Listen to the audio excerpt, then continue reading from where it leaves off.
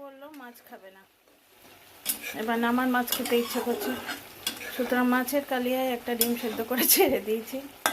তো এটা কষা হয়ে গেছে। আর একবার আর কি গরম মশলা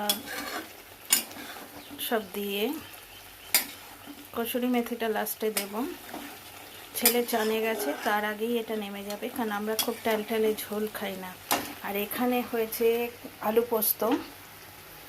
আলু পোস্তটা একটু সবুজ সবুজ লাগছে কেন বলো তো, গন্ডা খানেক তোমার কাঁচা লঙ্কা এই পোস্তর সাথেই বেটে দিয়েছি।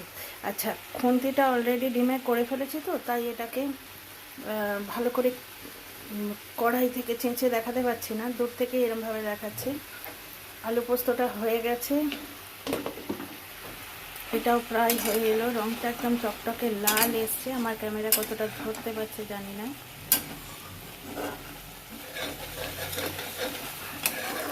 ছেলে চান করে বেরোবার আগেই কিন্তু আমি আশা করছি খেতে দিয়ে দেবো। ও ফিরেই বললো মা আজ আর মাছ খেতে ইচ্ছে করছে না।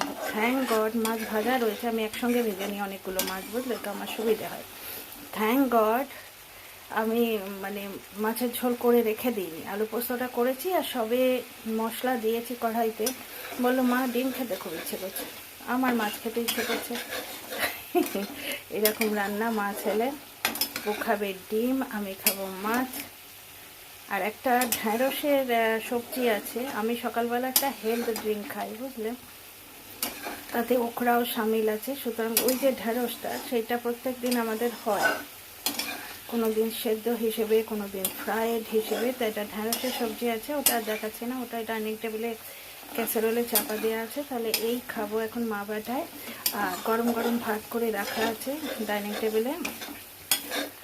আমি ভাবলাম যে যতক্ষণ এই গরমে দাঁড়িয়ে আছি তোমাদের সঙ্গে কথা বলি, আমার একটুখানি সময়টাও কাটবে, বুঝতে পারছো তো। এবার খুন্তিটা ইয়ে করে ফেলেছি তো, বুঝতে পারছো তো, আঁশ করে ফেলেছি। এটা আর আমি এখন ওতে ঢোকাতে পারছি না, এই আলু পোস্তটাতে।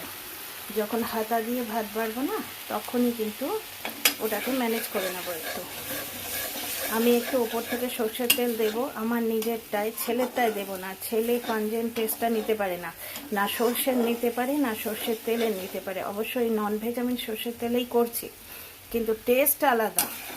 কিন্তু ওপর থেকে কাঁচা সর্ষের তেলও খেতে পারে না। এখানকার বুঝতে পারছো ডেলিয়াইটিস করে, আউট অফ ওয়েস্ট বেঙ্গল মানুষ হয়েছে, যার জন্য পিওর সর্ষে দিয়ে আমি কিন্তু রান্না করতেও পারি না, আমি রাই মিশিয়ে রান্না করি সবসময়।